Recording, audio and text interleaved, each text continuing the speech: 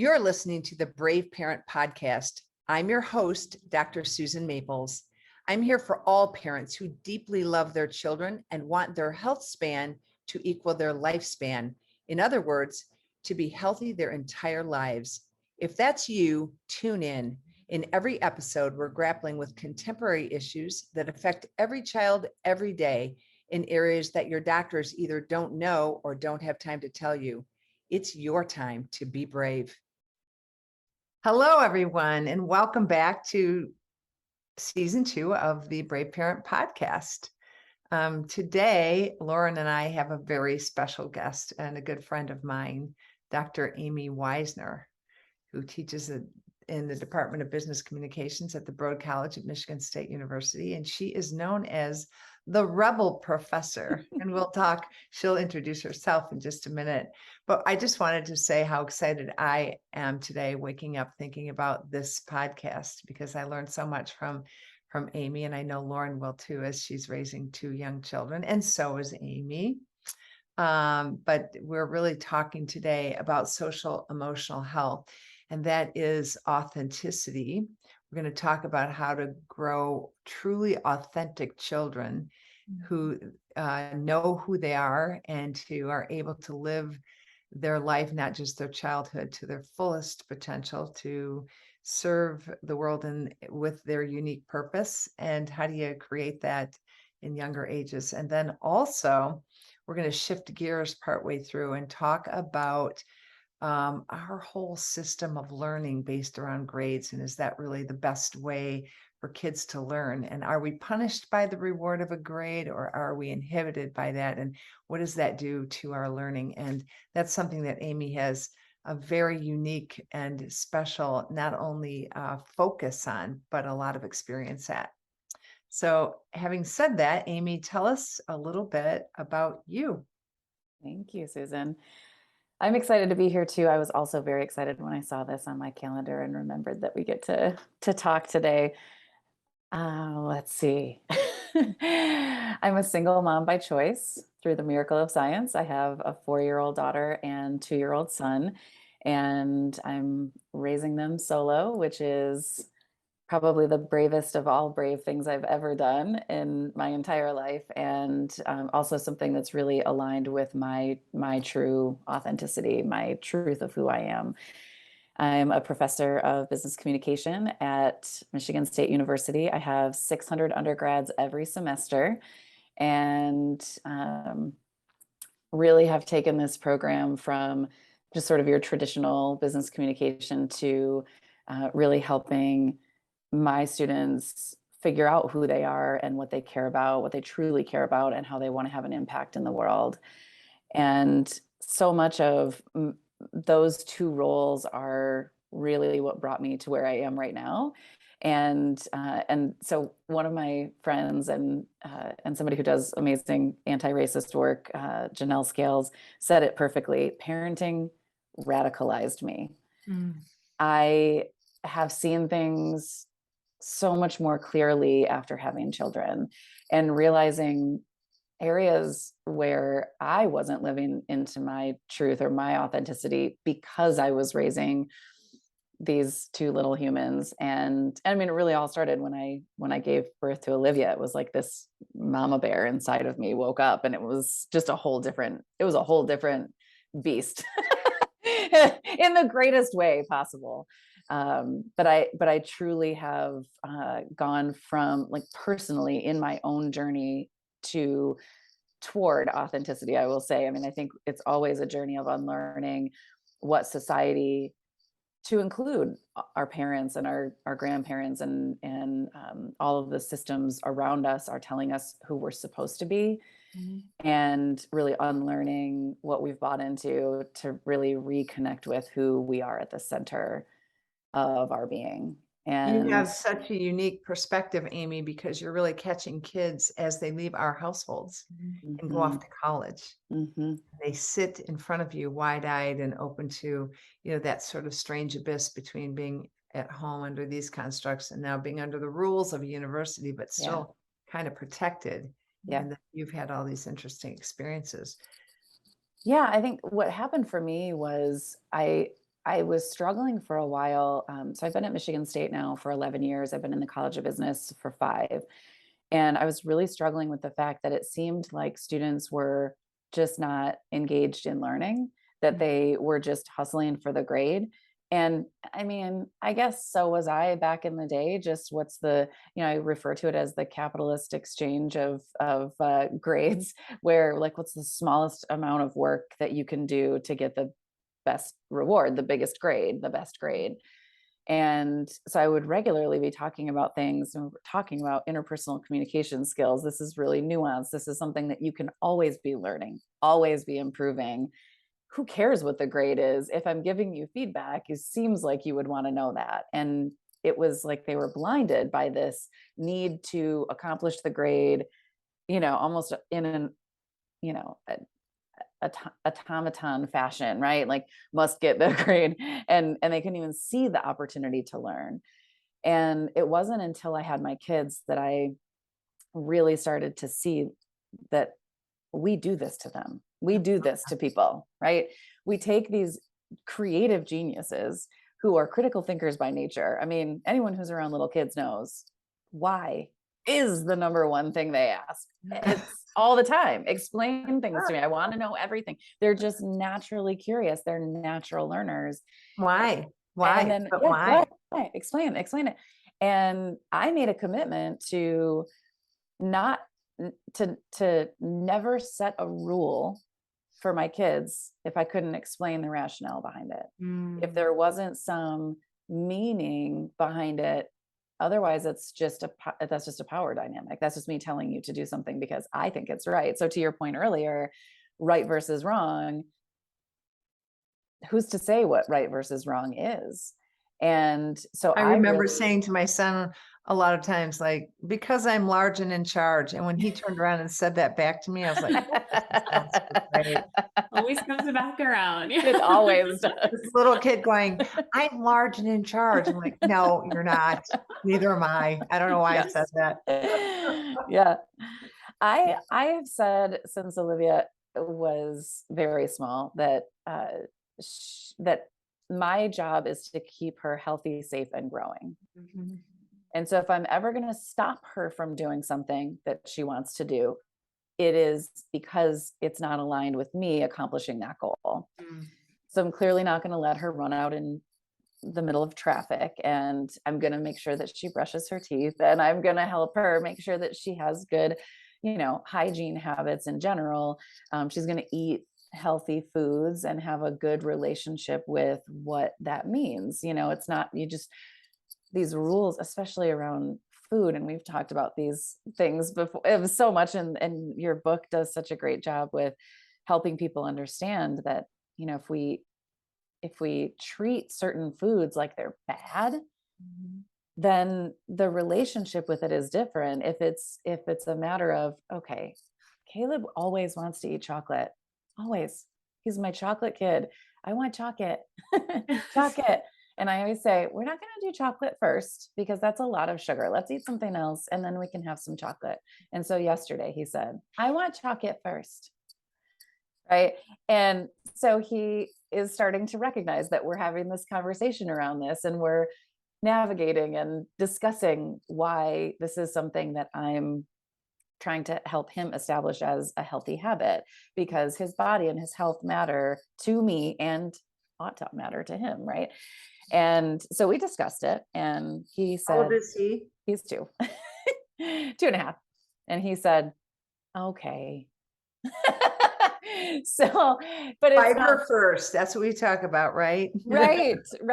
And that mitigates so, the sugar response. Yeah, exactly. And so we discuss these things at a child appropriate level, right? For them to start understanding that they do have agency and that they do have the ability to critically question everyone, every authority, and especially the number one authority figure in their life, which is me. Because if I'm not giving them permission to do that, why would I ever expect that they were going to do that in a classroom or in any other setting? They're not. They can't develop those skills until they have practice with it. And but I see, with students, what I finally, it was almost like suddenly so clear to me that we take these curious learners and we sit them in militant little rows and tell them exactly what sliver of information they're supposed to know, and then what they're give that back to me. Okay, here's your grade. And we do that. And then they get to me and they don't know the first thing about themselves. They ask me what they should be when they grow up. I don't know what to major in. And I ask them, who are you? What do you care about? And they don't know. And to be honest, like, there are a lot of grown-ups who also can't answer those questions, right? For sure. Yeah. We so also often have our parents' handprint on our back about what we should do when we grow up, and yes, what work we should choose, and what yes, lifestyle we should be aiming for, yeah, and how much money we should be making. All of that is ingrained by these sort of subtle, you can do anything you want, you're so talented. as long Here's as what I it's really want you to do. Yes.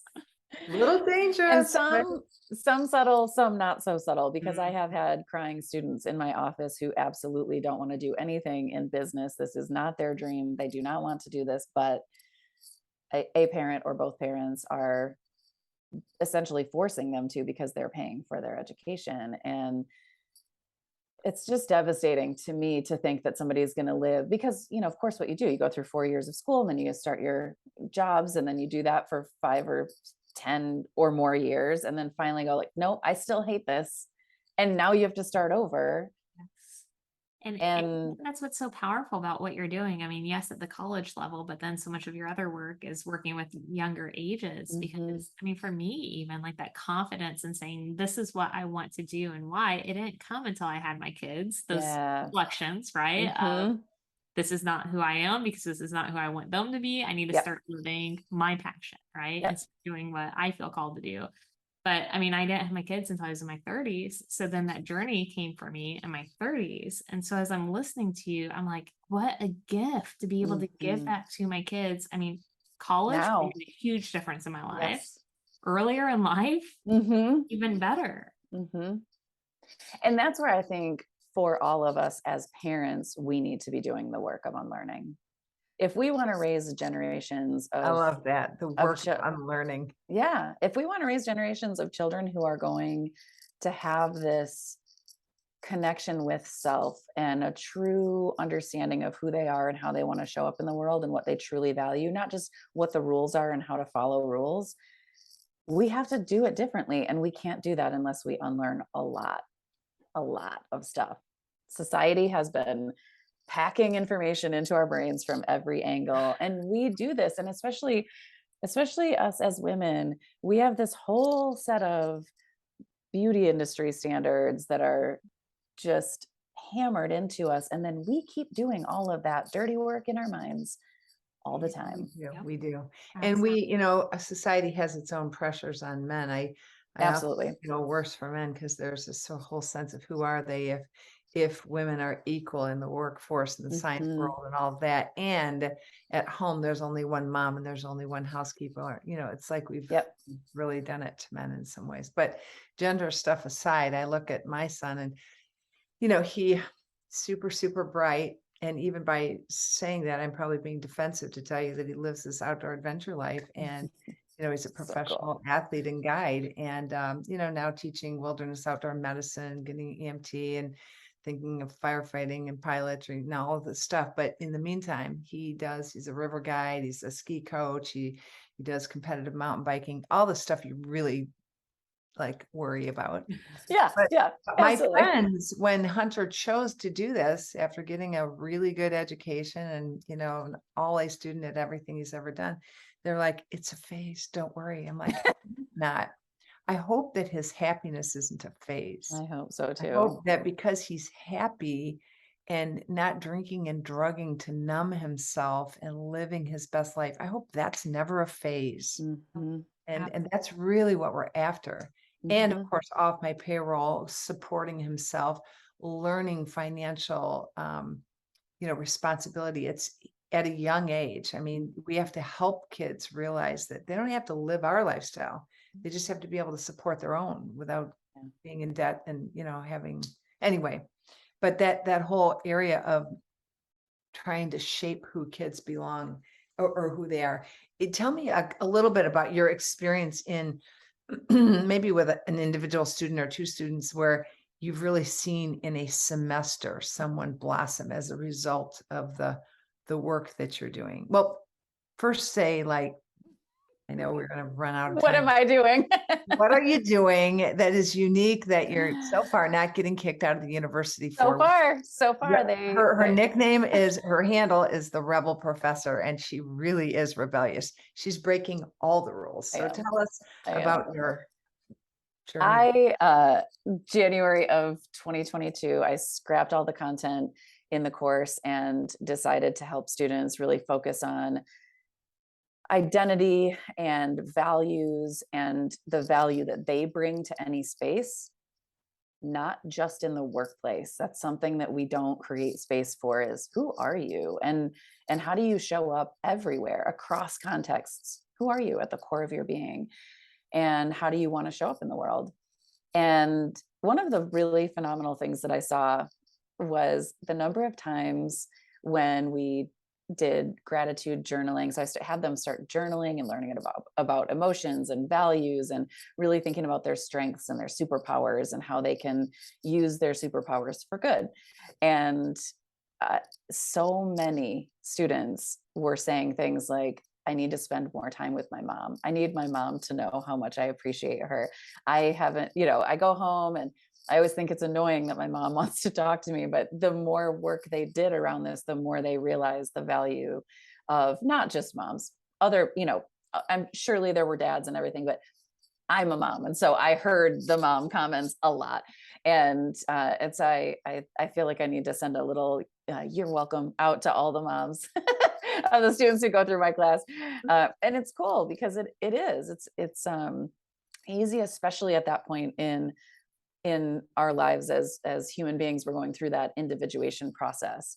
You've moved out of your home, you're starting to figure yourself out, and so you're really distancing yourself emotionally from your parent or parents, primary caregivers. And but when you really think about what you care about, what do we really care about? It's the people in our lives. And so we investigate this, like, what are we grateful for? What do we really care about? What do we value? And then on the flip side of that, I ask everyone, right? How does society determine success? It's how much money do you make? How much status do you have? How much power do you have? How many cool cars do you have? What does your house look like, right? Now, for you listeners, I want you to picture writing a project like this while you're in a business community. Right? Because our sense about successful in business is equated to money. So totally. Keep going. Yeah, absolutely. And it's not until that point where they realize, look at this dichotomy of what really matters to us versus what we're told by society we're supposed to be chasing. And how do you remedy that? And for some people, they don't want to. That's okay. That's your choice, right? I want it to be something that people are very conscious of, that they're making life balanced choices, really value guided choices as they're going through their lives, personally and professionally, and really aligning with what does matter to them. And I think the most powerful story during that semester, during our first semester of doing this, was I was scared. I'm not going to sugarcoat that. I was absolutely terrified because we were talking about emotions. We were talking about, core values and people over profits, sorts of things, really centering humanity in our lives over business in a business school. Back up for 1 second and tell them that there are no grades. Yeah. Oh, yeah. Okay. So I also knew if I were doing this work, that the only way that I was going to get people to actually do the work and not just do it in a performative way was we couldn't have grades. And so I just did it as a completely ungraded format.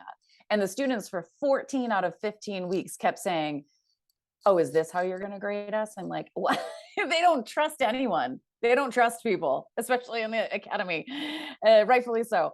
And I kept saying, I don't know what I need to, you can have whatever grade you want, because honestly, if you're going to work the system, which is what they're trained to do, then what are you really learning anyway? So who cares? Like, can you get a 4 in this class if I have grades? Yeah, people do it all the time. So just get rid of the grades, and then we can get rid of this performative nature of things. And it took a full semester of doing that before people realized, and then the word gets around, 600 people start telling their friends, this is no joke. She really isn't going to grade you, and she really is going to give you whatever grade you want at the end. And so people are like, well, doesn't that mean that students just don't do anything? Sometimes, yes, but we have enough call-in points where we can say, how are you doing on your journey? What's coming up for you? And they're like, crickets, that's also an opportunity for growth. That's also an opportunity for self-discovery.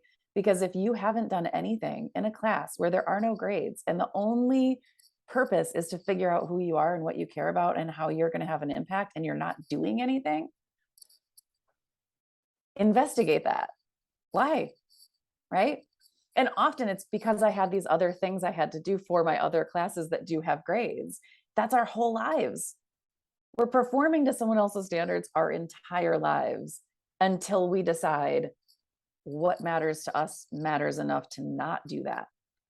And so, yeah, I definitely was scared during the first semester, and it's crazy stuff. It's still, yeah, for sure. The not going to administration and asking for permission part of it was the scariest, but I knew they would say no. I knew they would say, we can't do that. So I figured ask for forgiveness later. And it worked beautifully. Students who were, I had students who were like, I have literally never cracked a book. I've never done any of the things that you're asking me to do. I would have never done if this were graded, but I actually am buying in because you seem like you actually care about us figuring this out. Yeah, that's powerful. Yeah. And so I think truly the most remarkable story was a student who came up to one of my teaching assistants at the end of the semester and said, before this class started, they were contemplating the ways that they could unalive themselves. And the first class, when they heard we were going to be doing this and that there were no grades, it was like the answer to some prayer or ask for a sign. And then suddenly this person was sitting in a seat with 600 people in this class. And by the end of the semester, they came up to the TA just to say, thank you for the work that you've done here. I've realized that I do actually have a purpose. And so it's not about just the TA seeing them or you seeing them. It's about them seeing themselves for the first time. For the first time. Yeah.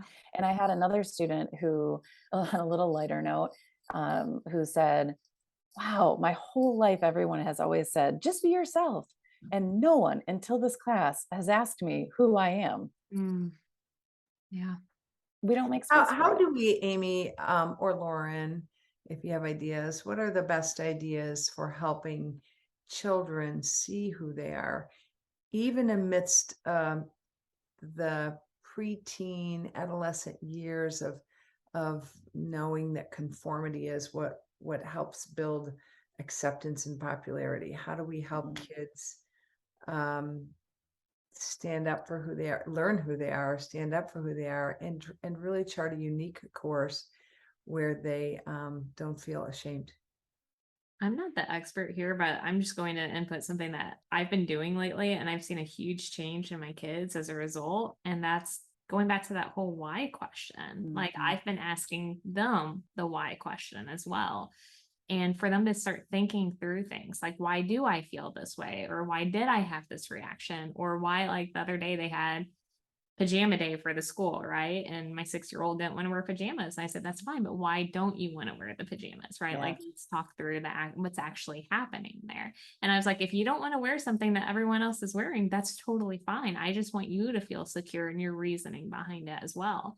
Same thing when they ask me why questions, I'll be like, well, why do you or what do you think, right? As a result. So they're always thinking for themselves. And I've seen a huge change in just even honestly, the respect levels lately. Yeah. It's been a huge shift. And I feel like their confidence in those decisions that they're making. So empowering. That's been one I've recently inputted. Love it. Love it. Yeah, I think that mindfulness and awareness is the first step for all of us as parents, for our own unlearning and unpacking all of these, our own expectations, so that we can get out of their way and not put those things on them. because so much of that is happening at a very unconscious level, that if we're not practicing that same mindfulness, then we impose our ideas on them. And on some level, that's going to happen by nature of our humanness, right? But I think the more time that we can spend in a state of mindfulness and awareness of our own thoughts and feelings and behaviors, the more that we can model that mindfulness for them. And so I think also giving them permission to push back and say, no, I regularly will ask Olivia, she's 4, no, okay, why not? And she'll give me a very reasonable explanation, and I'll say, okay, that makes sense to me. Yeah. That seems like a good reason. Go ahead. I make the point in the book that listening to your child is truly an act of love, and it's truly an act of them feeling loved. And even after listening to them, if she said to you, well, I'd really like to race in front of cars to see them fast enough to beat the traffic. Which is not too much of a stretch. I know that you know her, so that's a very good example. You could say, well, that's a reasonable request. I can see how that might be exciting, but I'm not going to allow you to do that. It's not safe enough. The fact that you listened and then still made a decision means she feels loved, heard, understood, not just like end of discussion. My way or the highway. I'm large, that. So I think that's powerful. It takes time to listen to kids and listen to their reasoning. I also really find it powerful that we teach kids the range of emotions to describe, not just mad, sad, and angry. I'm sorry, mad, sad, and happy. I mean, those are the 3 that we typically focus on, but there are just a whole range of emotions that if they can have the language of emotions. I know that the next book that I'm scheming up with Lauren's help is an activity book for brave parents. And one of the activities I think about is playing charades with emotions, right? Yeah. Them out and trying to get, family members or friends to guess what emotions those are. And the subtleties among all the different emotions help build a vocabulary around listening to their feelings. Something that might be a nice add-on to that is the sort of alternate activity for your less extroverted children is drawing it. I'm very extroverted, like 90% or higher on the scales every time. Yeah, I know, it's surprising. Yeah, what? Shock and awe. And I often have just phenomenal introverts on my team who remind me that not everyone likes to stand up in front of audiences and do things. So I offer that to you as an option for children. I think it's important for us to also empower them to be their true selves and to not always feel that's something that as a society, and especially in business, we reward people for extroversion, and we almost, stigmatize introversion and shyness. And I think that's something that a lot of people have to, I have those conversations with students a lot, really overcoming trauma that's associated with them being told they're not good enough because they're not outgoing enough, extroverted enough. And so I offer that as a possible alternative option for that activity in the book. Yeah. My introverted self appreciates that. Yeah. What we do know is that kids that are able to have the gumption to ask questions, get their questions answered, and that can be helpful for kids in terms of learning. Yeah. I think that's important. I am curious though, because we were talking earlier about, when the kids do have their own ideas to do things that we know might cause them harm and they're not really listening to us. I mean, we spoke earlier in the introduction about the other side of punishing or consequences, and I am very intrigued about what you teach behind that. Yeah. I think the most important thing, and this has been such an amazing takeaway from going with this ungraded format, is we are conditioned our whole lives from the time that we start compulsory education to perform for rewards and perform to avoid punishments. And we lose complete connection with our intrinsic motivation, what motivates us intrinsically. And figuring that out for ourselves is really important. Helping our kids identify that for themselves is also critically important. So what we know about grades, decades of educational psych data, is that the more we grade or evaluate someone's performance, the less they learn. It's inversely related. And I've seen in, lots of parenting and respectful parenting, gentle parenting approaches, that's really the same.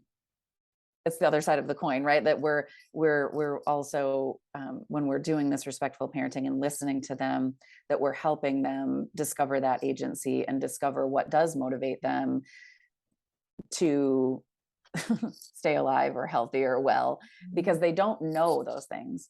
But the best thing that we can do as an educator of 18, 19, 20-year-olds, but then also raising a 2-year-old and a 4-year-old, is helping to inspire people to see what could matter to them. Because if you don't know that it exists and you don't understand that, you're never going to run as fast as a car could go, or whatever, right? Back to that example, that we need to educate and inspire rather than reward or punish. Well, and the idea that we teach responsibility to ourselves, so that we're not just talking about running in front of cars, but, healthy sexual play that's protected, that, experimenting with drugs and alcohol, these are later things that you really don't want your kids haphazardly doing. Yeah. Right. You'd like to be able to protect them. That they are going to have to make decisions for themselves. And how do we instill that with, Jim Fay would say, rather have them crash their first tricycle than their first car. Yeah. We have to teach Yeah. that level of personal responsibility. I was very influenced when Hunter was young, when they were your kids' age, with and Amy knows this, by the book Punished by Rewards, and also the Green Marker Study. And I'm probably going to botch the Green Marker Study because it's years since I've looked at it, but it's like a couple of classrooms, and they gave markers to one classroom, and another they gave markers, and the kids in the control group got to just play with the markers, and the kids in the other group got rewarded if they used the green markers, and they had an extrinsic award for how much reward for how many things they could put out with these green markers. So the kids in the other classroom were super jealous that these kids were getting all this. I don't remember what the reward was. It was candy or money or whatever, but they just really put it out there, and months later they brought the markers back, because the markers then left the classroom. They brought them back, and it turned out the kids that were working in the green marker study group, now there were no more rewards. They really left the markers away. The other kids who had been able to just play with the markers at will were so excited that the markers were back. Now, this is a long time ago, and magic markers were magic, but they were a big thing. They were a big thing. Now we have tablets, but I was going to say it would be tablets now. But the point was, it influenced me because I started thinking, we really decidedly didn't pay Hunter for chores. The keeping a household clean and safe was our family responsibility, and we made it kind of fun, put some music on, clean the house together, teach how to do that, rather than and we still wanted him to have some money to be able to learn to manage, to make his own choices on toys, so he wasn't asking us for things. I really did not want any of that.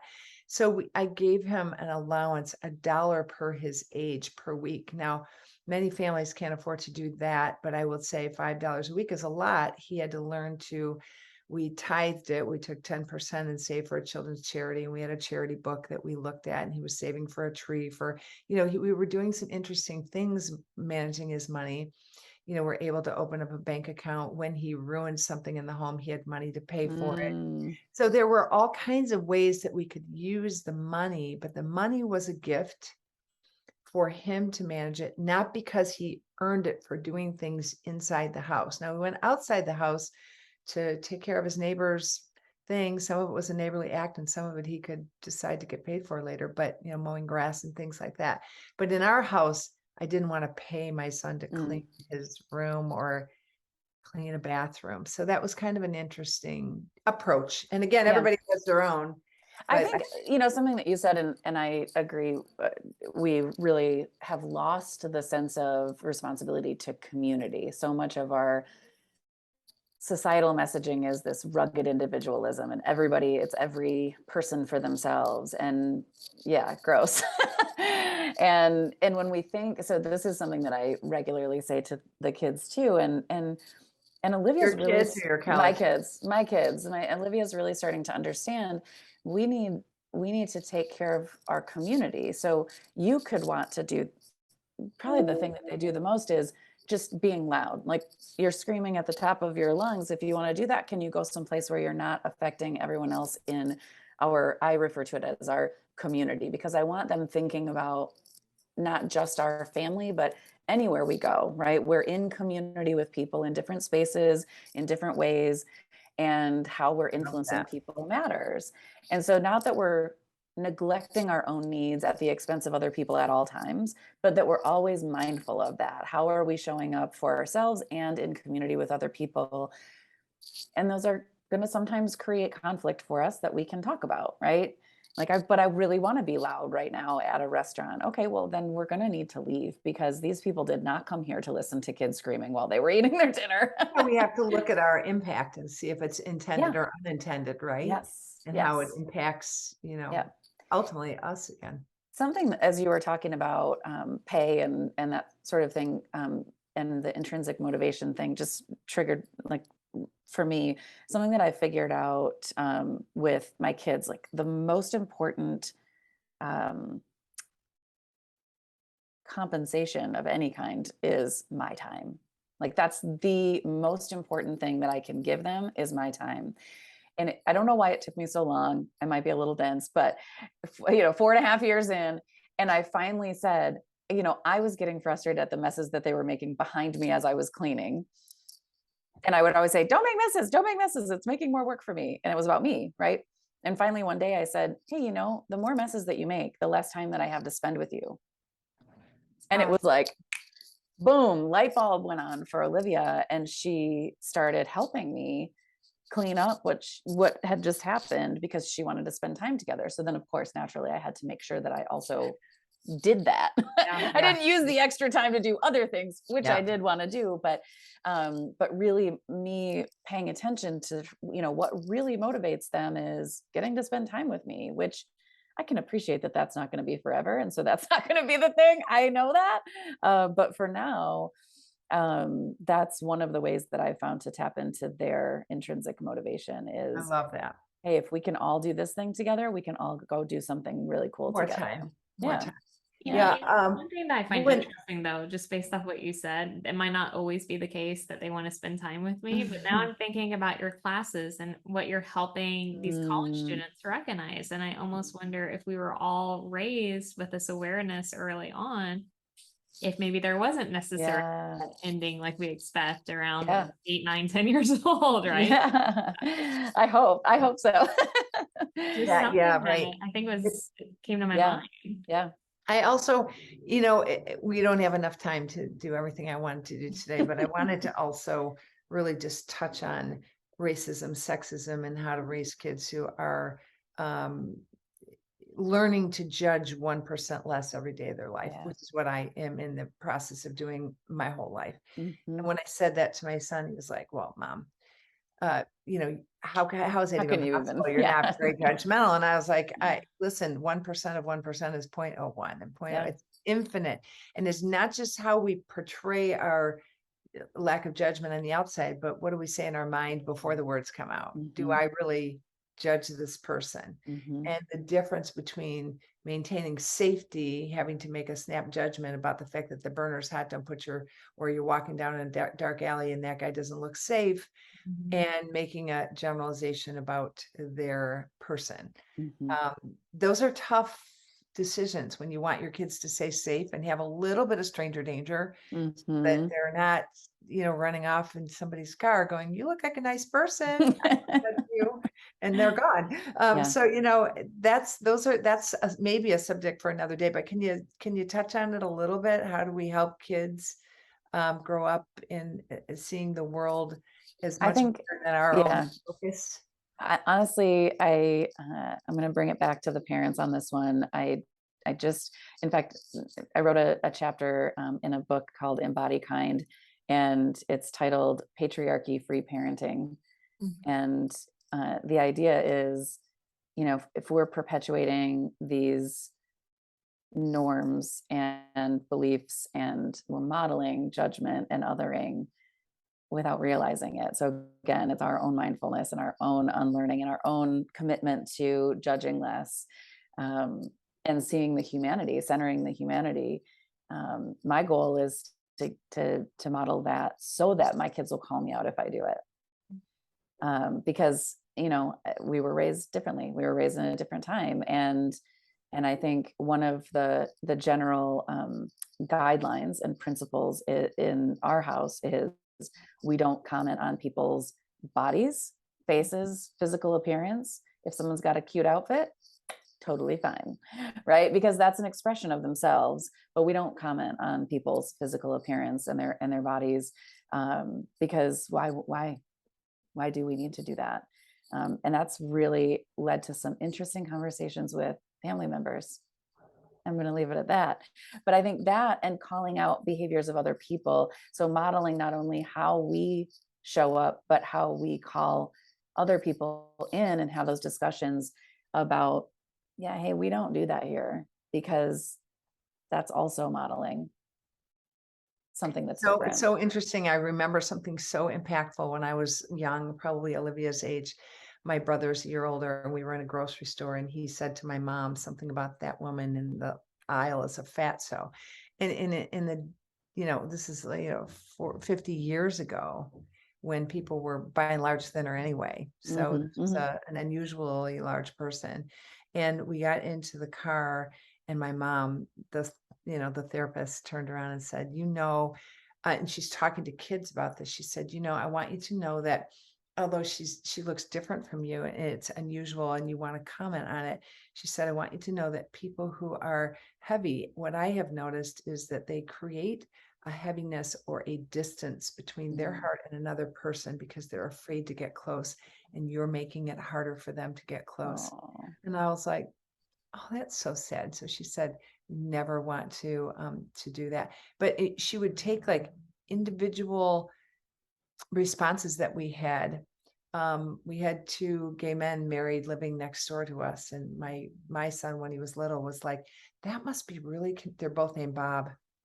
And she said, and Hunter was like, Bob and Bob, that must be very hard for the woman of the house.